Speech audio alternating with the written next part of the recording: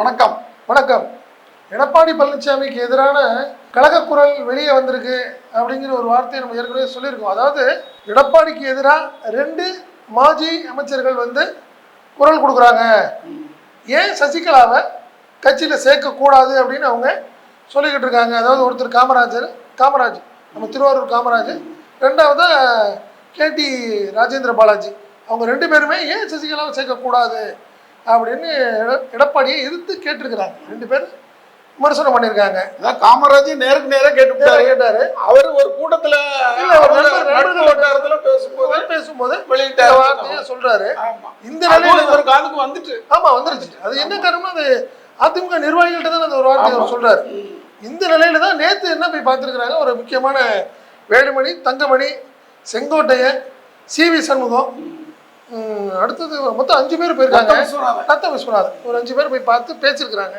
பேசுகிறவங்க என்ன சொல்கிறாங்கன்னா, இது வரைக்கும் தோல்வி ரைட்டு முடிஞ்சிருச்சு, நீங்கள் பொதுச் செயலாளர் ஆகிருக்கீங்க, 2026 நம்ம அதிமுக ஜெயிக்கிறதுக்கான ஸ்ட்ராட்டஜி என்ன முடிவு பண்ணியிருக்கீங்க, அந்த திட்டத்தை சொல்லுங்க. ஏன்னா நீங்களாம் முடிவெடுக்கிறீங்க எல்லா விஷயமும் அப்படின்னு. இப்போ என்னன்னா ஆய்வு கூட்டம் போட்டிருக்காரு. ஒவ்வொரு லோக்சபா தொகுதியிலையும் தோல்வி காரணங்கள் ராயப்பேட்டை ஆஃபீஸில் போட்டிருக்காரு. இந்த மீட்டிங் சம்பந்தமாக கூட யார்ட்டையும் அவர் கன்சல்ட் பண்ணல. அவராக ஒரு முடிவு எடுத்து டக்குனு டேட்டை போட்டு 10ஆம் தேதியிலேருந்து 19ஆம் தேதி வரைக்கும் அப்படின்னு ஒரு 9 நாள்லையும் ஒரு நாளைக்கு 2 தொகுதிங்கிற மாதிரி போட்டிருக்காரு. இது கூட அவங்களுக்கு ரொம்ப ஒரு சங்கடத்தை ஏற்படுத்தியிருக்கு. என்னன்னா ஆய்வு கூட்டம் ரொம்ப லேட்டு. என்ன காரணம்னா கிட்டத்தட்ட ரிசல்ட் வந்து 1.5 மாதம் ஆக போகுது. இந்த நிலையில் ஒரு ஆய்வு கூட்டம் வருது, ஒரு எஃபெக்டிவாவது இருக்கணும், சும்மா பேருக்கு செய்யக்கூடாது அப்படிங்கிறது தான் அவங்களோட எண்ணம். பட் அதில் வந்து பார்த்தீங்கன்னா கிட்டத்தட்ட செங்கோட்டையன் இது ரொம்ப ஹார்ஷாக இது வரைக்கும் ரொம்ப அமைதியாக இருக்கவர், அவர் ரொம்ப காட்டமாக பேசியிருக்காரு. அதே மாதிரி பார்த்தீங்கன்னா எதிர்பார்க்காத அளவுக்கு வேலுமணி பேசியிருக்காரு. CV சண்முகம் வழக்கமான ஒரு போட்டு தாக்குவார். அவர் நேற்று பொதுக்குழுவில் மாதிரி நேற்று போட்டு கிட்டத்தட்ட நைட்டு 11:30 மணி வரைக்கும் பயங்கரம். கிட்டத்தட்ட பார்த்தீங்கன்னா 7:30-8 மணிக்கு ஆரம்பித்தவங்க 11:30 மணி வரைக்கும் பேசிட்டு தான் கிளம்பியிருக்கிறாங்க. கடைசியில் ஒரு வார்த்தை என்ன சொல்லியிருக்காங்கன்னா, ஆய்வு கூட்டத்தை நிப்பாட்டுங்க, ஆய்வு கூட்டத்துக்கு முன்னாடி ஒரு முடிவெடுங்க, அதுக்கப்புறம் ஆய்வு கூட்டம் நடத்துங்க அப்படிங்கிறது தான் அவங்களுடைய விஷயமா இருக்கு. அது 2026 தேர்தலில் வெற்றி பெற்றுவோம்னு நீங்கள் சொல்லிக்கிட்டு இருக்கீங்க. அது எப்படின்னா, இந்த குதிரை வண்டிக்காரன் வந்து குதிரையை ஏமாத்துறதுக்காக கேரட்டை கட்டி விட்டுருவான். கேரட்டை கட்டி விட்டு குதிரை அந்த கேரட்டை தின்றலான்னு பாஞ்சுக்கிட்டே இருக்கும், குச்சை கட்டி. ஆனா அது கடைசி வரைக்கும் கேரட்டு கிடைக்கவே கிடைக்காது. அந்த மாதிரி எங்களை ஏமாத்துறாதீங்க அப்படின்னாங்களாம். அப்படி பண்ணாதீங்க, திட்டத்தை நீங்க சொல்லுங்க. முதல்ல 2026க்கு நீங்க என்ன திட்டம் வச்சிருக்கீங்க? அதாவது நீங்க சொன்ன மாதிரி தான். இப்ப தோல்வி ரைட்டு, தோல்வியில என்ன முடிவு எடுக்க போறீங்க? தோத்துட்டீங்க. தோல்விக்கு என்ன தோல்விங்கிறது ஒரு பிரச்சனையே இல்ல. அடுத்து என்ன பண்ண போறீங்க? இந்த தோல்விக்கு காரணமான ஆட்கள் மீது என்ன செய்ய போறீங்க? என்ன காரணம்னா, ஒவ்வொரு தொகுதிக்கும் ஒரு பொறுப்பாளர் போட்டார். இப்போ நீங்க திருச்சி தொகுதியை பார்த்தீங்கன்னா விஜயபாஸ்கர், புதுக்கோட்டை விஜயபாஸ்கர் தான் பொறுப்பாளர். ஸோ ஒவ்வொரு பொறுப்பாளருக்கும் நீங்கள் அவங்களுக்கு என்ன ரெஸ்பான்சிபிலிட்டி கொடுத்தீங்க, இது தோத்ததுக்கு காரணம் என்னன்னு அவங்கள முதல்ல நீங்க கேட்டீங்களா? இல்ல அவங்களுக்கு இவ்வளவு செலவு பண்ணணும்னு நீங்க டார்கெட் வச்சீங்களா? அதை செலவு பண்ணாங்களா? அதை பத்தி கேட்டீங்களா அப்படின்னு சரமாரியான பயங்கரமான கேள்விகள் எல்லாமே ரொம்ப கடுமையான. இதுல கடைசியில உச்சத்துக்கு எங்க போக ஆரம்பிக்குதுன்னா, ஏன் நீங்க யாரையும் சேர்க்க வேணாம்னு சொல்றீங்க அப்படின்னு ஒரு பேச்சு அப்படியே கடைசியில வருது. என்ன வருதுன்னா, சசிகலா, OPS இவங்க 2 பேரையும் ஏன் சேர்க்கக்கூடாதுங்கிறீங்க அப்படின்னு. ஏன் இப்போ நான் என்ன பண்ணணும்னு கேட்டிருக்காரு எடப்பாடி வந்து கேட்டிருக்காரு. யார்? செங்கோட்டைங்க அது ஆரம்பிச்சிருக்காரு. கேட்டப்போ இப்போ நான் என்ன பண்ணணும்னு நினைக்கிறீங்க அப்படின்னா, நீங்கள் இவரை சேருங்க அவரை சேருங்கலாம் வேண்டாம், பிரிந்த அனைவர்களும் வந்து கட்சியில் சேருங்கன்னு ஒரு வார்த்தை சொல்லுங்கள். நீங்கள் OPS விடுங்க, சசிகலாவை விடுங்க, அவங்க வர்றாங்க இல்லை இது மாதிரி இருக்கிறவங்க மற்றவங்களாம் இருக்காங்க. இப்போ நம்ம திருச்சி எடுத்துட்டிங்கன்னா வெள்ளமண்டி நடராஜன் இருக்காரு, நீங்கள் தஞ்சாவூர் வைத்தியலிங்கம் இருக்கிறாரு, நீங்கள் பெரம்பலூர் மாவட்ட செயலாளர் இருந்தார்ல அவர் இருக்கார். இது மாதிரி ஆட்கள்லாம் இருக்காங்க. இவங்கெல்லாம் வெளியே இருக்கிறாங்க, அவங்க வரலாம்னு நினைக்கலாம்ல. நீங்கள் யாரையுமே நீங்கள் வந்து வேண்டாம்னு சொன்னீங்கன்னா என்ன அர்த்தம் அப்படிங்கிற ஒரு வார்த்தை இல்லை. நான் அதை வந்து ஏற்றுக்க மாட்டேங்கிறத எடப்பாடி வந்து ஆணித்தரமாக திருப்பி 5 பேர்கிட்டையும் ஆர்கியூ பண்ணியிருக்காரு. என்ன காரணம்னா, நான் வந்து ஒத்துக்கவே மாட்டேன் அப்படின்னு. அவர் என்ன நினைக்கிறாரு, இது வரைக்கும் முன்னாடி வரைக்கும் என்ன நினைச்சாரு, OPS-ஆல ரொம்ப தொல்லையா இருக்கும், கட்சிக்குள்ள வந்து பெரிய டிஸ்டர்ப் பண்ணுவாருன்னு நினைச்சாரு. பட் இப்போ சூழ்நிலை அப்படி இல்லைங்கிறது இவங்களுடைய என்ன சொல்றாங்க, இல்ல இவங்க அந்த காலம் வேற, இப்போ ஓபிஎஸ் வந்தா கூட அவரால் தனி அரசியல் பண்ண முடியாது அப்படிங்கிறது அவங்களோட எண்ணம். ரெண்டாவது, தென் மாவட்டங்கள் பிரிஞ்சியே கிடக்கு அதிமுகவோட, தென் மாவட்டங்களுக்கும் அதிமுகவுக்கும் பெரிய கேப் விழுந்துருச்சு. அதுக்கு நீங்க வேற வழியே இல்லை. நீங்க அதில் 1% 2% எது வேணாலும் வைங்க, கணக்கு வச்சுக்கோங்க. நீங்க வந்து அதுக்கு ஒரு குறியீடு வச்சுக்கிட்டு நீங்க என்ன சொல்றீங்க, ஓட்டு குறையிலேயே போடலைங்கிறீங்க. ஆனா டெபாசிட் போன தொகுதிகள் பெரும்பாலான தொகுதிகள் வந்து தென் மாவட்ட தொகுதிகள் தானே. அதனால நீங்க தயவு செய்து முதல் இதுக்கு ஒரு முடிவெடுங்க. இது முடிவெடுத்துட்டு ஆய்வு மீட்டிங் கூட்டத்தை நடத்துங்கன்னு சொல்லியிருக்காரு. சிபிஎஸ் வந்து இன்னும் ரொம்ப ரொம்ப ஹார்ஷாகவே ரொம்ப பண்ணியிருக்காரு. இப்போ யார் கட்சிக்கு துரோகம் பண்ணவங்களாம் யாருன்னா, இல்லை நீங்கள் தான் துரோகம் பண்ணுறீங்கிற ஒரு வார்த்தையை சிபிஎஸ் சொல்லியிருக்காரு. ஏன்னா நீங்கள் முதல் காதில் வாங்க மாட்டேங்கிறீங்க.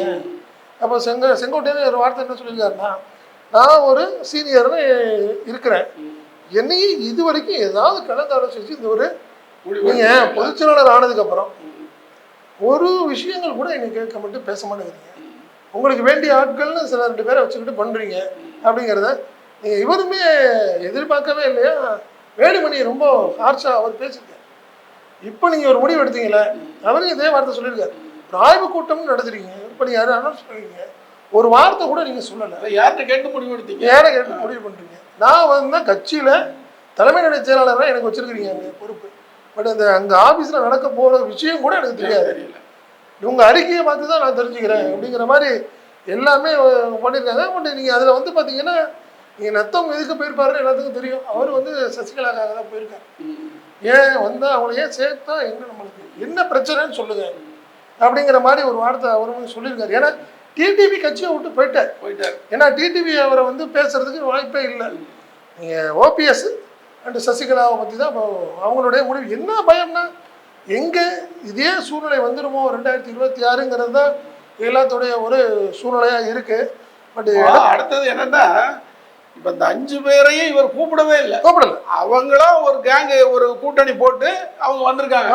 நம்ம இவர்கிட்ட கேட்போம் அப்படி அது இல்லை. இதுல இருந்து என்ன தெரியுது அப்படின்னா, எடப்பாடிக்கு எதிரா அந்த கட்சியில் உள்ள முக்கிய தலைவர்கள்லாம் ஒரு அணியில ஒரு மனநிலைக்கு இல்ல ஒரு அணியாவே வந்துட்டாங்க. இனிமே அதிமுக சசிகலாவை சேர்த்தாலும் சரி சேர்க்கட்டாலும் சரி, அதிமுகவில் பெரிய ஒரு பிளவு வரப்போகுது. இல்ல அவங்க அவங்க என்ன பயம்னா, நீங்க வந்து நத்தத்துக்கு ஒரு பயம் இருக்கு. இப்ப நீங்க கேடிஆர் நம்ம பத்தி பேசணும். நம்ம அன்னைக்கு மதுரைக்கு போனார்ல இவர் எடப்பாடி ஏர்போர்ட்டுக்கு வந்து கேடிஆர் வரவே இல்லை. ராஜேந்திர பாலாஜி வரவே இல்லை. அவர் பிஏ கூப்பிட்டு வர சொல்றாரு, போயிச்சாரு. இல்லைங்க எனக்கு வேலை இருக்குன்னே சொல்லியிருக்காரு. என்ன காரணம்னா, விருதுநகர்லாம் நீங்க பாத்தீங்கன்னா முக்குளத்தோரோ நாடார்களோ நீங்க அனுசரணை இல்லாம அவர் ஜெயிக்கவே முடியாது. அவர் ஒரு மைனாரிட்டி. யாரு? ராஜேந்திர பாலாஜி. அவர் என்ன நினைக்கிறாரு, நீங்க தென் மாவட்டங்கள்ல முக்குளத்தோரை வந்து ஒருங்கிணைக்கலைன்னா நீங்க சட்டசபை எலெக்ஷன் ரொம்ப கஷ்டம்.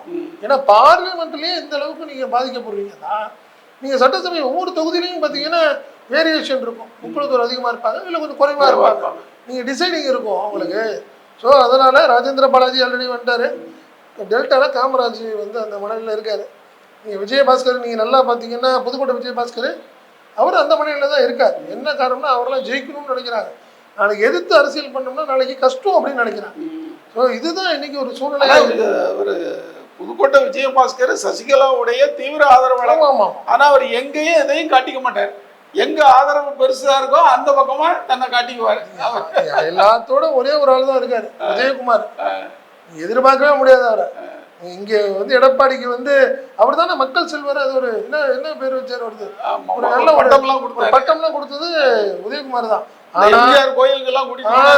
அடுத்த செகண்டுக்கு வந்து அடிப்பாரு டக்குன்னு, சின்னம்மா இருக்காங்களே அப்படின்னு சொல்லி போட ஆரம்பிச்சாரு வச்சுங்க. அவர் வந்து பெரிய அதிர்ச்சி காத்திருக்கு அவருக்கு. அதனால ஏன்னா அவங்களாம் தென் மாவட்டங்கள்லாம் கிட்டத்தட்ட ஒரு மனநிலைக்கு வந்துட்டாங்க. நீங்க வந்து சசிகலாவை சேர்க்கறதே இல்லையோ, விரோதம் இல்லாம பார்த்துக்கணும்னு நினைக்கிறாங்க.